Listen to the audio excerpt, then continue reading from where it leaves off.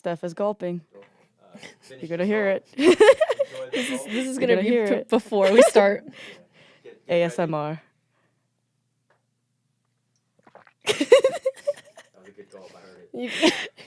It's the energy and heart ASMR. I'm so embarrassed. You can always hear me when I do that. Season 2, episode 2. Welcome to the Energy and Heart podcast, hosted by Steph and Jiggy. We still don't have it down, but it is what it is. No, you usually start. So I do, and I don't know why you did it. I don't really know why you did it, but hello, everybody. Welcome. Start us off. Oh, okay. So Jiggy's been waiting for this story that I decided not to tell her until we got into the podcast. Our life has come to a point where we can't have regular ass conversations because we always like pin it. We're like, that's a podcast. Yeah, we're just like, and this time because we're going into a studio, we're driving here, so we have to attempt to brief everything that we don't want to share in the podcast beforehand before we get here. And it ends up turning out to be a podcast, like the pre-party. But that's how the podcast started because like our conversations were so good. I was like, bitch, we need to just like document this. I know. All right, so this bitch comes to me last week. She's like, I have this gas story. Okay, sorry. But doesn't give any context. Okay. Here we go. Gas story can be mistaken as like passing gas. So it's actually gas station story. Okay, gas station story. Gas station story. Okay, so a couple weeks ago, I was going to get gas at Costco because we all go to Costco because it's cheaper gas. But I couldn't go to Costco that day. That was the day I told you that they closed like earlier. So I was like, okay, let me find a local gas station to go to. So I searched up Gas Buddy. I drive to the local station. I was like, oh, $5.09. What a great price point. So let me get gas. So I go to the front, like the person who takes the cash, right? I didn't pay by card. They don't take card. So I paid by cash, went to the guy and I was like, hey, like, can I get $40 on like whatever number like station? He's like, okay. So I go back to the station and I pull the lever out. I click an option and I stick it into my car and I start pushing the lever, right? And I was like, okay, there's gas. I think there's gas coming out of this thing, but then I look at the station like thing that says like how much gas is going, like how much you paid for already, and it wasn't going. So I was like, okay, I don't know what's wrong with this, but like I feel like there's gas coming out of this thing, but this is not going. So I was like, okay, I don't know what to do with this. So then I stopped pushing the thing. I go back to the person. I was like, hey, like, I don't know how I'm supposed to tell how much gas I'm like putting into my car. He's like, oh, you have to pull the lever, like on the actual like station. So I come back. I was like, okay. So I pull the lever and finish like paying gas. But then I was like, wait a second. Did I just get free gas from like putting it in like without the thing like rolling? So it wasn't actually counting how much gas that I was putting into my car. Does that make sense? I'm putting gas into my car, but it's not like counting on the thing. So I had this theory that I could get free gas if like I actually attempted to do it. So this is why I didn't want to put it on the podcast because I feel like it's considered stealing if I intentionally go to a gas station knowing that I can get free gas. And so I decided to test out this theory. So I go back again to the gas station. And I was like, okay, let me just put $20 in and see if I can get additional gas because my suspicion is that like you can actually get more gas. And so I give the guy $20. I come back, I'm filling the gas, and then he catches me like filling it in without pushing the lever. So he tells me to stop. I go into my car. I was like, okay, it's true. Like I was actually getting gas without paying for it. And like I attempted to go again to like try to get free gas. So I was just like, oh, this actually works. And then I told Megan this story, and she told me, do not ever say that to anyone because that's considered stealing. So that's what happened. That was the gas station story. That's the story. Yes, that's the story. I attempted to get free gas. That was literally it. I'm so disappointed that this is the story. sorry. I thought something like really spicy happened. No, I'm it like, was. oh, It did she worked. confront No. somebody at the gas station? Do I look like I would confront somebody at a That gas station? would be what would be so surprising about the story. I can't believe I waited this long for this story. We can edit that one out too. I mean, because I don't want to be that's seen like, for stealing. Okay, what is the intention of you wanting to wait to tell me this story? Because I actually thought it was interesting. Because when I told Megan, she was dying, and so I was like, I think we're just on different pages. All right. Okay, so now tell me about Scorpio season, because that's what you wanted to say. I don't want to talk about it anymore. I've lost interest. What? I've lost interest. Okay. All right. We have an itinerary today. Okay. Yes. No, go ahead.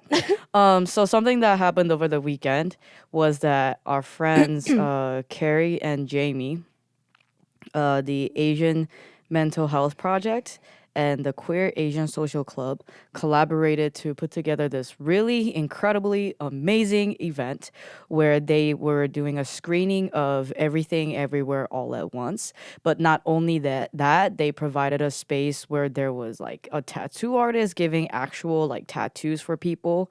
That was Everything Everywhere All at Once themed. There was acupressure. There was tarot card reading. There was two therapists doing like a Ask a Therapist booth right there. They had a rock station where you can decorate a rock. It was hosted at Detroit Vesey, so there was a cafe that was providing food and drinks, and then you could sit in a chair or you could bring your own blanket and just like lay down with your friends, and it was just like cute ass like cuddly. Gays everywhere, queer event, and it was like, I don't know how it landed for a straight person, which I would love to get your perspective on it. Yeah. But, I showed up a little early to help set up and stuff, and so I stayed there the entire time, and as I was watching people fill the space, at first I was like, damn, this space is huge. Like, there's gonna be plenty of space for people to sit around. Hell fucking no. They not only like sold out the event, that place was packed, like almost overflowing. Like it was just packed with gays. And I mean, ever since I met Jamie, I've just been around these like queer Asians, and I never thought that I would be surrounded by queer Asians, because growing up, I thought that, being gay was actually for white people, because the only role model that I had was Ellen DeGeneres on TV, and I thought that maybe I was the only one. And now all of a sudden I'm in a room full of queer Asians, and of all ages too. And I think that was what was so wonderful, is that I was by the rock station just there, and I saw this group of kids. To me, I don't know how old they are, but they look like children, like high school, maybe freshmen in college. But there was like 4 or 5 of them, ordering their little coffees, and I was like, oh my God, are you old enough to drink coffee? But then they like, come to the rock station and they all sit together and make their own little rocks, and there's just young little queer Asians, and I'm like, oh my God, like, you have other queer Asian friends, and also you have a queer Asian event to go to together. Unfreaking heard of. Me growing up, like, absolutely not. And so seeing that, like, even though that place was packed, seeing that group of kids, I was like, this is our future generation. And I'm just so grateful for the space. I'm so grateful for Carrie and Jamie just like paving the way, because our community we don't have to be hurting anymore. Like, if we can provide a space of healing for each other, then we're going to do that. And so we're setting our next generation up for success so that they can impact and influence and create space for the generation after that and beyond. Like, the world can only change by us taking action right now. And we are individually all doing that. Like, all of us in Tuesday service, in our own individual way, we're doing that. And that event, oh my God, holy shit. Like, a bunch of queer Asians watching this movie together, I don't know. I wonder if A24, when they created this movie, like knew how much impact and influence that it would have for the queer Asian community. I don't know if they knew that. I certainly didn't expect that. But we watched it together for the first time when we when we saw it. It was right after I came back from Korea after my dad passed, and at first I was like turning over to I was like, bitch, do you understand what's going on? I was like, I don't get this movie. And then like mad minutes go by, I'm like, what? I don't get, do you get this movie? And then once I realized like you're not supposed to like understand, Yeah. like it's not supposed to make sense almost. And that kind of relaxed me. But whatever the fuck that movie was, it's not even like watching a movie, it's an experience.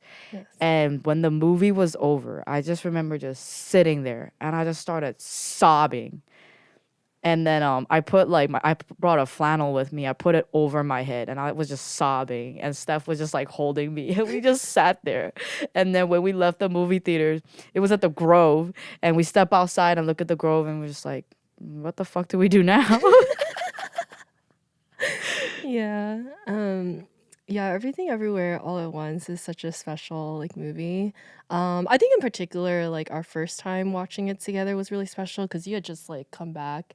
I feel like we were also in a different phase of like our friendship and relationship too.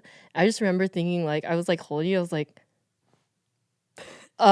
this is my first time holding Jiggy as she's literally sobbing her eyes out, and I don't know what to do. Guys, Is this okay? we barely hug. Like we don't barely like hug. yeah. Let's get that out of the way.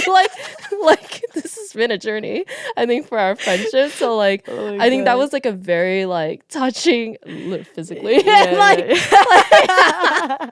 physically and also just like meaningful like moment to see like how moved like we were by the movie. And like I think there were definitely like layers to this. Like I think, we talked about like the queer Asian experience, and it's also like speaking on like the relationship between like parents and like their kid, and the relationship between her and like her girlfriend. And like there's so many different threads, so I feel like we're crying for like multiple reasons. But I think you asked earlier, like, how was it for me, like, as a straight person, like, being in that experience of seeing it with everyone. It was actually really emotional personally for me. Like, even though I'm like straight, Jamie keeps telling me I'm queer. Like, I literally Not only queer, like, I'm the queer. gayest. The gayest of all. But yeah, like I just remember the first time watching it, and I was very moved for like mostly like the commentary, specifically around the love that Evelyn has with Wayman, I think was like very significant for me. But I think being in the room with everyone the second time watching it with like Queer Asian Queer Asian Social Club and like Asian Mental Health Project, I was just like, damn, like there's something like so big about like this representation being on the screen, and also everyone being able to like come together for this specific reason. Like Asians in general, I think almost like don't have like a lot of reasons to like come together, especially in like a big film like bringing together kind of thing.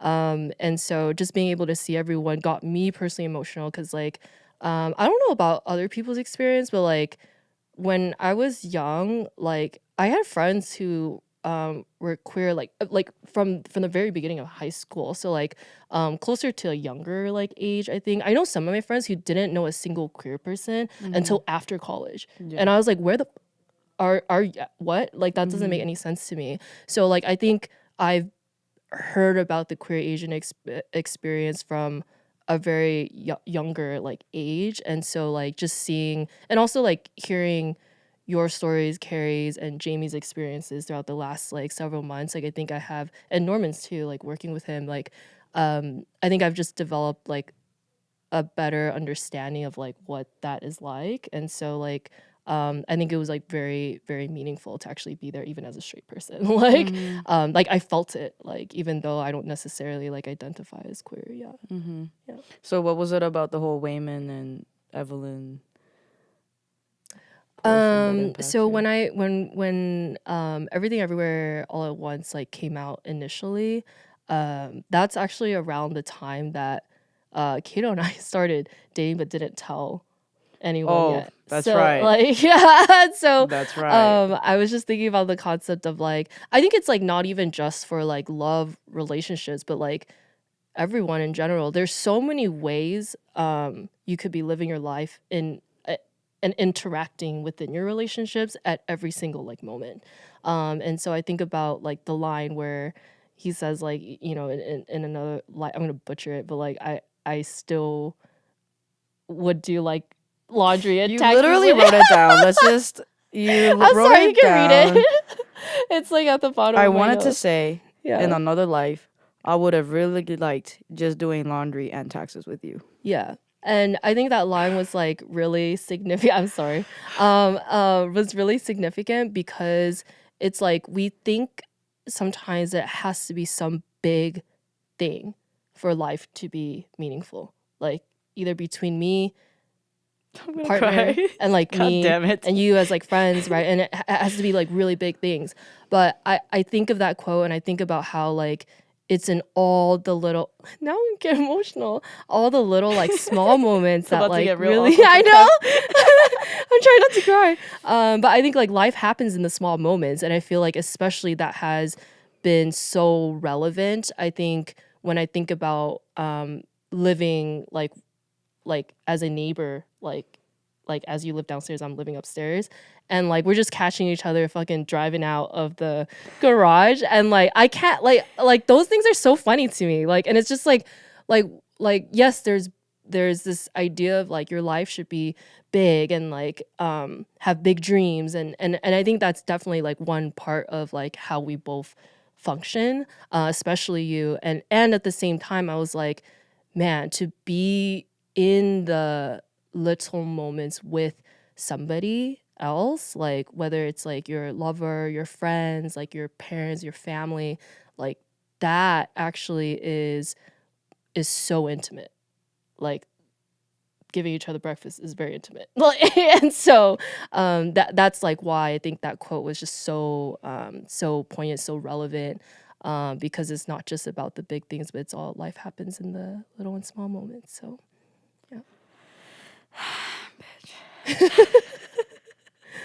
but yeah, that's how I feel about it. I mean, 100% agree. And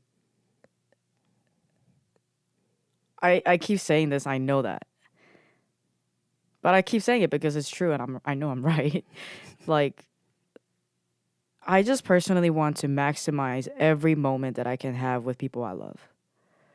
And sometimes it also makes me wonder what would it be like to even treat strangers as friends? Mm. I think that life and community and living on earth can be a lot more fun if we all treated each other as if we're friends.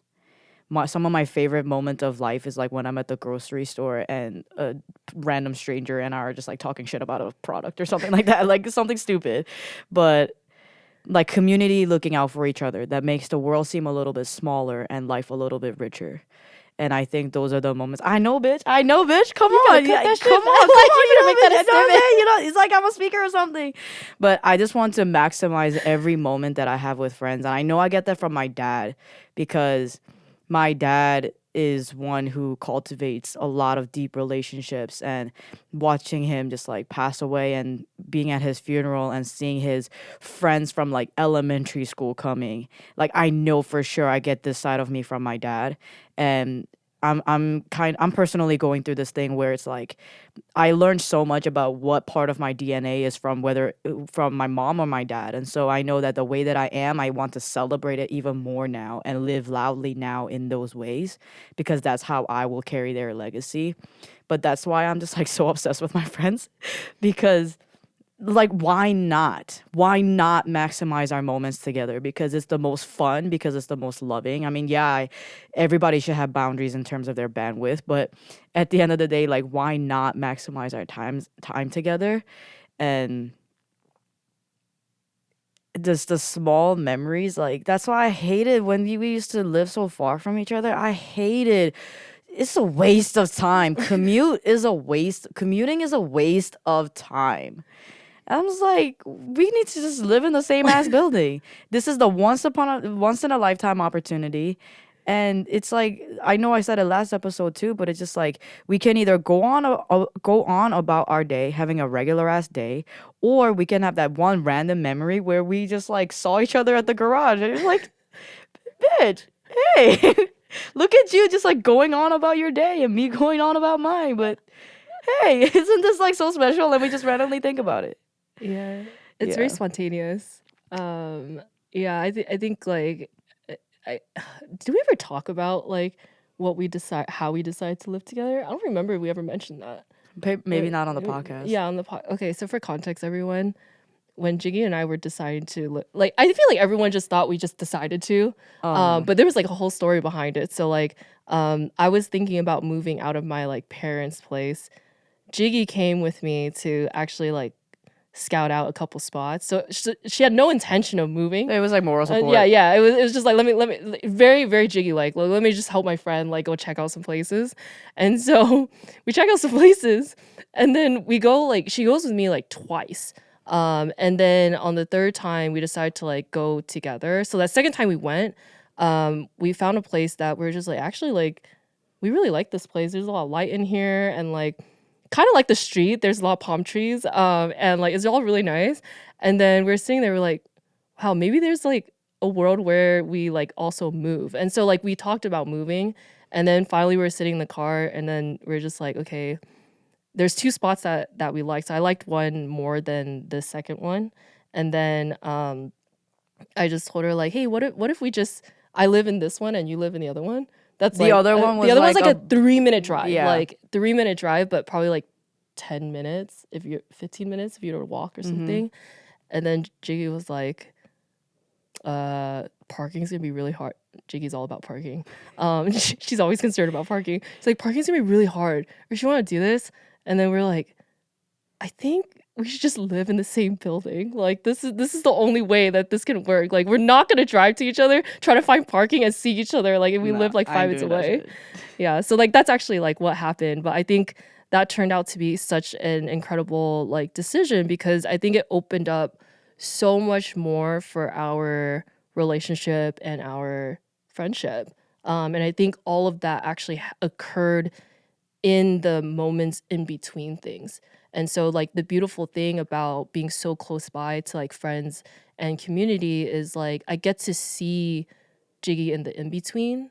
Not necessarily just like, oh, let's just celebrate your success and like blah blah blah or this and that, but it's just like, oh, like what happened today or what happened yesterday, like what's the download for like what occurred. And I feel like that's what actually makes relationships like much more like meaningful, and what like allows us to actually like deepen is being in those in between like moments.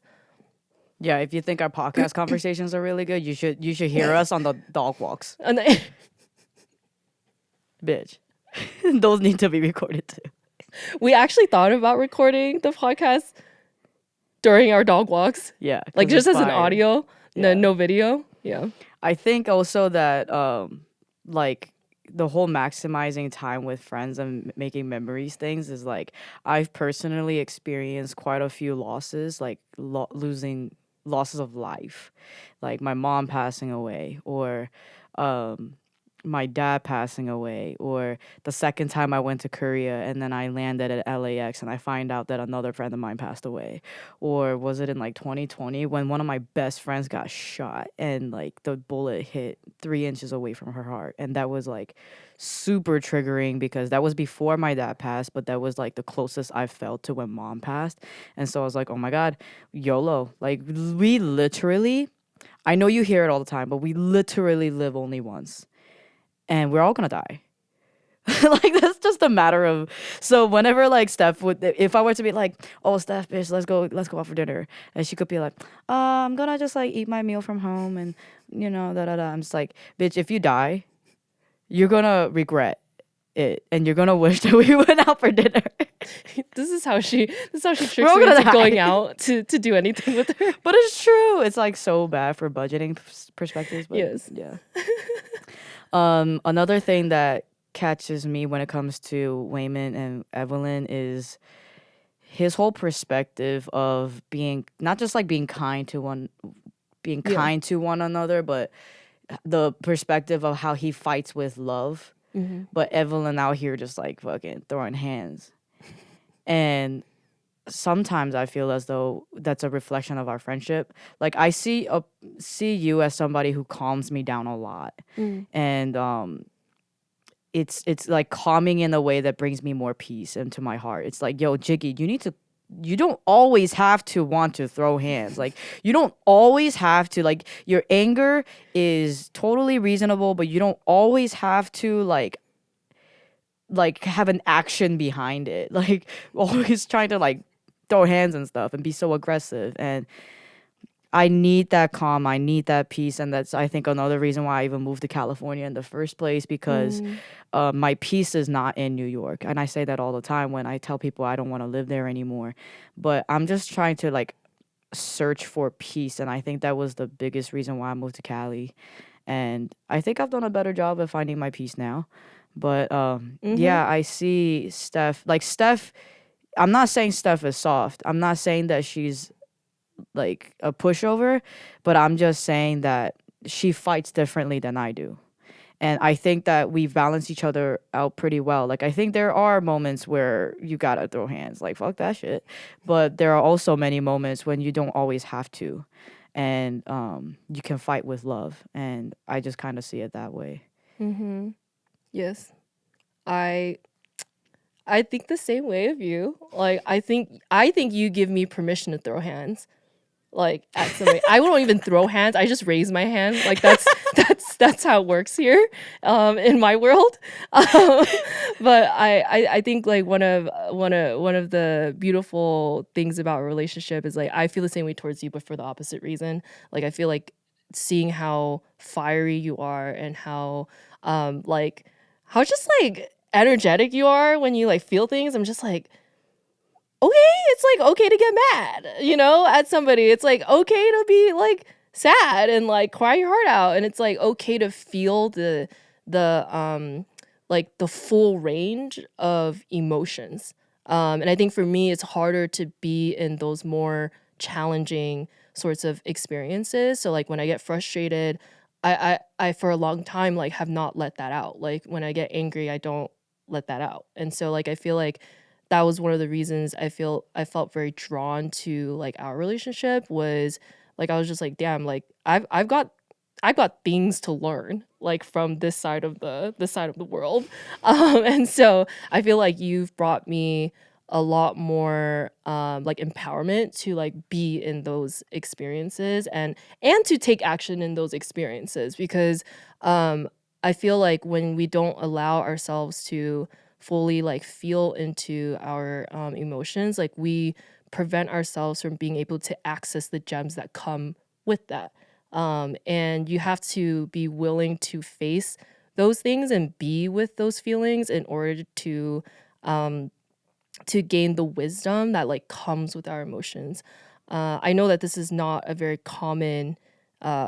I feel like it's not common, at least like in the background that I came from, which is like, if you think about hustle and grind, like culture, I feel like, emotions are just like, oh no, you don't feel those things, and you just like kind of like power through all those things. But a more recent experience that happened like last week was I was actually like scrolling. I told you about this, but I felt like it was a very relevant like story. There's like two stories, but I was like scrolling through Instagram. Like I know y'all experience this too, but like how many times do you scroll through Instagram, you like see some account that like, you're looking at these accounts, you just like get jealous, or you get like it makes you feel some type of way. And so like when I was scrolling through my Instagram, I actually got a notification that like somebody that I was following was like offering subscriptions. This person was in the fitness realm. And so I was like, I try not to like engage too much with like accounts. I think I have my own experience with like jealousy and envy that I've been like avoiding.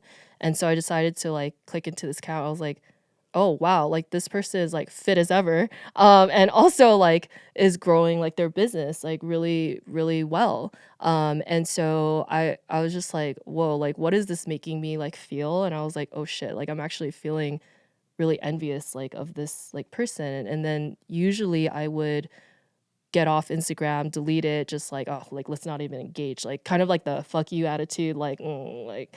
And then I was like, you know what, like let me just like sit with this and let me see like what's here. And so I sat with it, and then like I allowed myself to be like actually feel into like the jealousy and like the envy. And then after feeling into that, I was like, and then I felt this wave of like, oh shit, like, and then it was over. And I was like, what?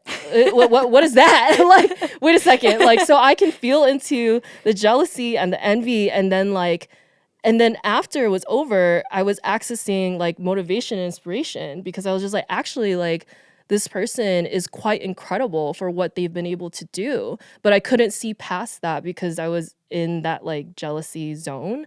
And I had to allow myself to actually fully experience that, to like, actually like access that. And so I was just like, oh my God, you can access gems like through like feeling through things. And so that was like something that like happened last week that I was like telling Jiggy about, because I am, with more spaciousness, is related to like everything we talked about in the past. It's just with more spaciousness, it's like I've been able to like be present to like life and like be present in, like what I'm feeling. And this includes like my gratitude for things that are going well, but also like more challenging things like jealousy and envy. And so I forget the thread of why I like brought this up. It's like emotions. So that was like a random like thread that was like related to that. Did you want to share the second story as well? Or? Oh, should I share the second story? I guess I can. How will you share this without? Go ahead. Let's see where you go. Okay, so the second experience is actually I think I'm gonna not like go into the details for something, but like something got me really freaking mad, like really mad. But I didn't know I was really angry until I was like, you know what, like I really want to practice what I told Jiggy I would practice, which is like I want to give myself permission to like feel these like hard emotions. And so I called Jiggy and I was just like, bitch, do you know what the fuck happened? And so it started out as like giving her the context, and then like eventually there's a part of the call where I was like yelling at her and getting like really, really angry. And then like afterward I was just like, actually now I can look back at this and it's like kind of funny. And so I think there's like, again, it's like that same theme of like, are you letting yourself like fully experience like the range of emotions? Because I feel like that's what enables you to like access like the gem from that. And so like in being able to express, and I'm very lucky like Jiggy can like hold my anger. She thought it was funny. This is what I mean by throw hands. Like she gives me permission to actually like be fully angry, which I never show. And so I was able to like feel through that. And like I'm so lucky like Jiggy's able to like handle that, because some people can't handle it.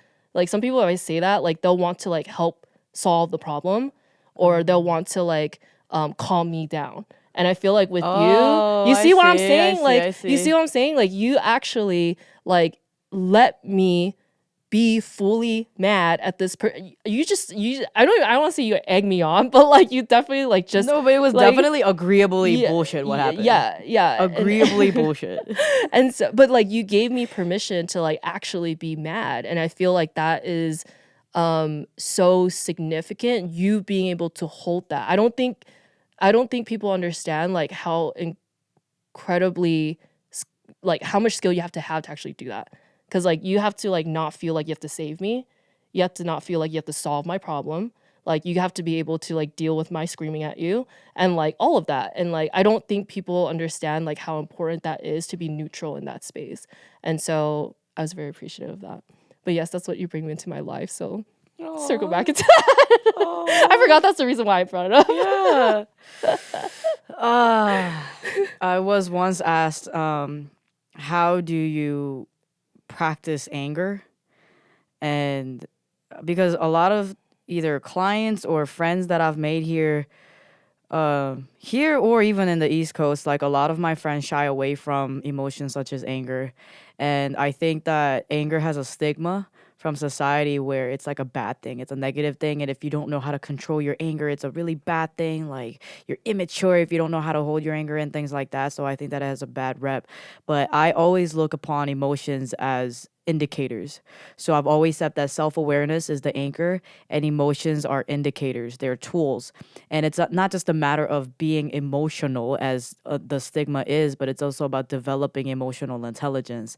And the only way that you can develop emotional intelligence is through experiencing your emotions. It's as if vulnerability is dope. Oh I my don't know. God. Wow. No. But I don't know.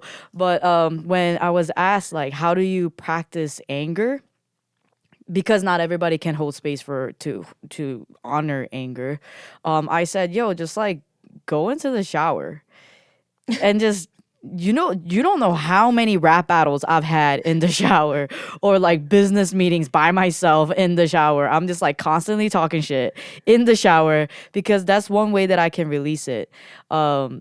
Even though Steph is over here saying that like I was able to hold her yelling and screaming and stuff like that, I thought it was cute. I was like, oh, look at her little like, oh, she thinks she's so loud, like she thinks she's being loud right now, like. But she's actually heard me like get really loud too. Yes. Sometimes when I get mad, it's usually in a car ride or something like Yes. that, and I'm just like, bitch, like this is what's going on, and I just like I hear myself getting louder, and I'm just like, I'm sorry, let me just stop because I can feel myself getting passionate right now. But yeah, when it comes to like building your emotional intelligence and the hustle culture, as you mentioned, when here's my theory and what I believe in. I always got theories, but got plenty. when this is what also why I creative vulnerability is dope. Like I've had arguments with people when they disagree that like vulnerability is actually weakness. What do you mean vulnerability is dope? Like you cannot show weakness. You cannot be emotional. You have to stay focused on your end goal. Like you have to keep your head down and you cannot feel. There's never room to feel all of these things. But then I'm just like as I started to like build more confidence behind the brand of vulnerability is dope, because I can't just you think I just one day decided I'm gonna create a shirt called vulnerability is dope and everybody's gonna love it. I had to like prepare my heart to get into those fights and arguments because I knew that there would be people talking shit. And so in those moments I started to learn like, yo, it's not a matter of you telling me that vulnerability is weakness. I think that you are afraid of your own vulnerability. I think that you have a fear of the unknown, because when we experience our emotions, we never know what's going to happen. We never, like when we are triggered by something, we don't know, like if we cry, how much are we going to cry? How much are we going to break down? And can the people around us, can the space that we're in actually hold that? Or will they judge us? Will they shame us for those emotions, which is like 90% of society is grew up with people shaming our emotions. And so it's a defense mechanism to tell me like vulnerability is weakness. But I see through you, bitch. I see through you. And that's why they say that like leaders with a high level of emotional intelligence are actually like much greater leaders, because that means that when you have a high level of emotional intelligence, that means that you can basically hold any energy, any space, any unknown, any circumstance in the future. Like you are able to adjust and adapt quickly. You are basically the eye of the storm. And the only way that we can build emotional intelligence is through experiencing emotions, so that we can build confidence behind our emotions, so that we can trust ourselves in holding our own vulnerability too. And so, yeah, anybody out there who's talking shit about vulnerability, throw hands. Also, when people are like trying to like argue with me about vulnerability and stuff, I'm like, what are you gonna do to me? What are you gonna do? Fight me? That's why I just like love standing up for people, and like I love standing up for like vulnerability and whatever it is, because I'm just like, at the end of the day, what are you gonna do to me? Come on. Yeah. I, I I honestly think one of the scariest things you can do, like it's not scary in like a scary movie way. I think it's just like one of the scariest things you can do is like actually face your emotions. And like I think that's why it's not scary when you stand up towards people, because if you've ever actually been with your emotions, you like there is like a level of like fear and vulnerability itself in being in that that is much scarier than like some things in life. And so yeah, I love your point about like this being a really important part, because when I look at people and the way that they lead, I feel like and also like where they've been in their journey, I feel like when you think about your journey, especially like people who are on their like healing journeys, I feel like the further you are in being able to sit with and be with your emotions actually reflects how far you are like in your like healing journey. It's like how comfortable are you with like being with that unknown, being like with the feelings, how big it is, and also are you able to be with other people's? And I feel like you can't be with other people's if you are unable to be with your own. And so that's why I was just thinking like, wow, like when I'm able to be with like harder, challenging emotions like jealousy, envy, and anger and frustration and things like that, actually helps me be with yours easier, be with other people's like easier. So I thought that was just like an interesting like observation. We have one more quote that we wanted to mention. I'm not gonna let this pass by. Which one? Evelyn says, Oh, "Of all the places I could be, I just want to be here with you." Why did you write that down? I did.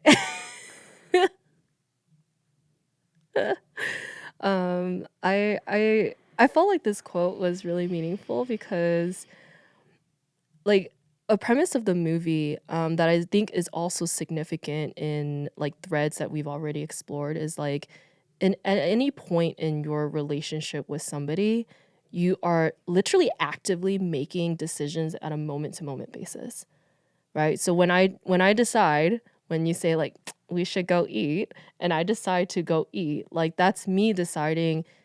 In every other decision that I could have made in this moment, I'm choosing to spend that with you.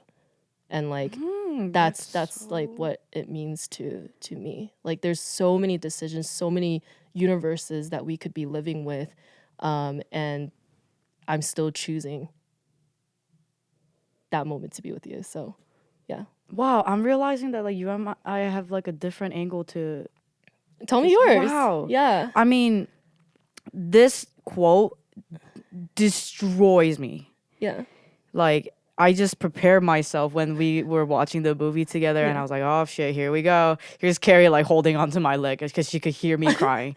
Because when she and who's the girl character? Joy have that moment in the parking lot, and Evelyn tells her that entire scene reminds me of me and my mom. It's like, wow, good for you. All of a sudden you're being supportive, and all of a sudden you're like the goody angel now after all the shit that you've put me through. And like this is like a dialogue that I've had with my mom for so long, and it's so much harder to argue with somebody who's passed on, but at the same time that is a dialogue that I used to have with her. And when Evelyn says that, every time I watch this movie and I see that part, I'm just like thinking about my mom and her, whether she's like present, her time being present, or even like in the beyond now. I constantly believe that my mom and my dad are with me in spirit. And it's like, wow, even though they've passed on, they choose to be here with me. Oh, wow. Wow. Like that's why that part always like destroys me. I'm just sitting with that. Yeah, and like that's towards the end of the movie, and I think when we first watched it, that's why I just like sat there. I didn't know what else to do because I was like, oh my god, like they could be anywhere else in the world. Truly, they can. They could be in a different multiverse right now, but like they, even though they've passed on, they're choosing to stay with me. Wow. That is, wow. I have to sit with that one.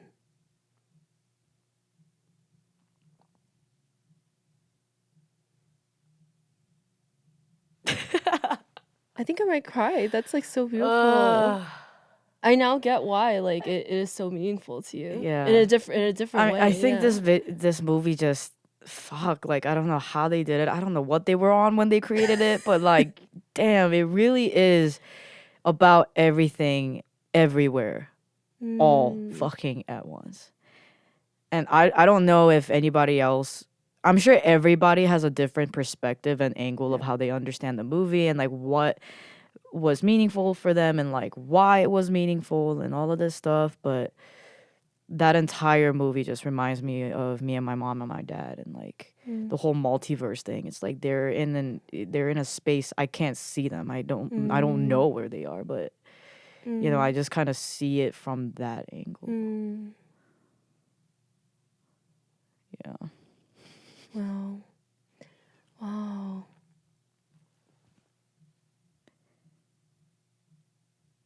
It was very meaningful to hear that. Like a different I experienced it very differently from you. And so it was really nice to hear like why it was so meaningful. I didn't know this like the first time or the second time that we watched it. And so This was my third time watching it because the second Yeah. time I seen it with you went with Terrence and right? Alex, yeah. Yeah. New character. I've always said like I think that a part of my purpose in life is to go through things, experience certain things first ahead of my friends so that I can hold space for them when they go through things. So this is a forewarning, guys, when I talk about like relationships and creating memories and friendships and like parents, no matter how hard.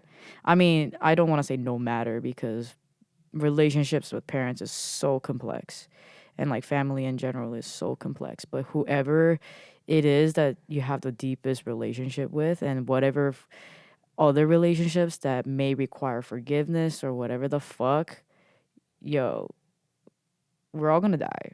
So figure that shit out.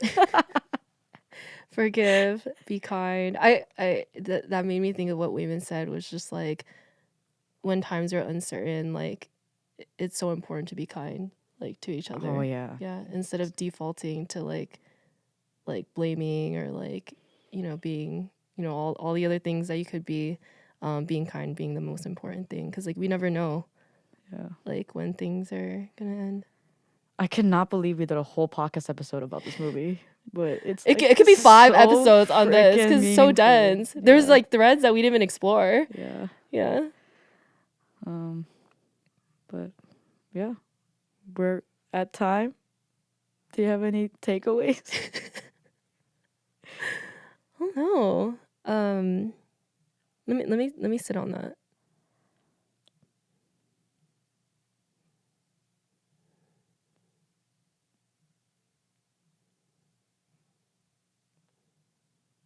I'll go first. I think my takeaway, my end message is actually for Jamie and Carrie. I love you guys so much.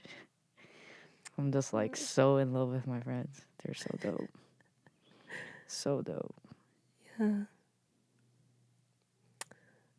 I don't think I have like a takeaway. I think I just have like a feeling. What is the feeling? I feel a lot of gratitude.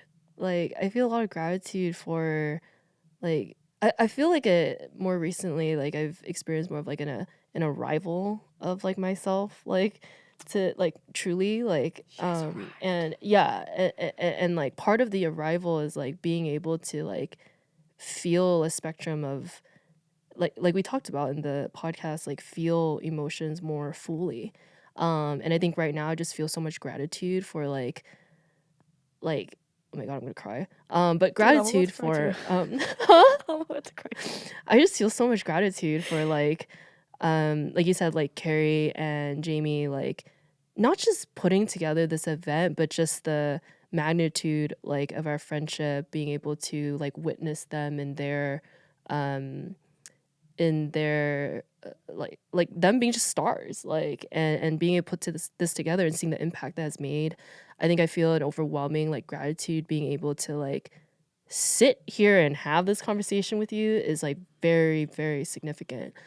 Because what has it taken for us to like even have the conversation to begin with, and then to be able to like say it out loud to the world is like another level of like, I don't say vulnerability, but like just like a different level of self-expression. And then feeling so much gratitude for like being in this part of my life where I can like really be here and like be present to like what I'm actually experiencing like in my life. And so yeah, just feeling like very deeply grateful for like being able to be here. So yeah. Yeah. Yeah.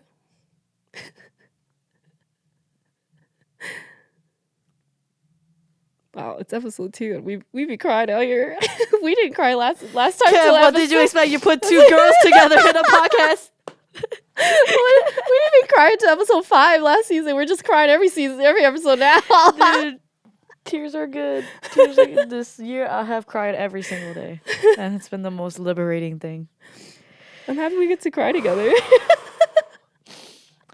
All right, y'all. That's it. Would love to know how the movie has impacted you also. Because we should do a spoiler alert, so that people know they're coming into hearing some things about the movie.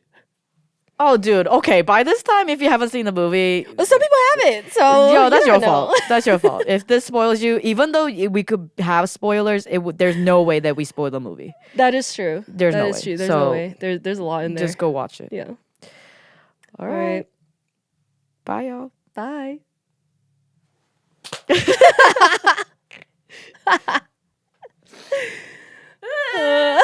was that, dude? I was not expecting this. Movie. I want to watch it again.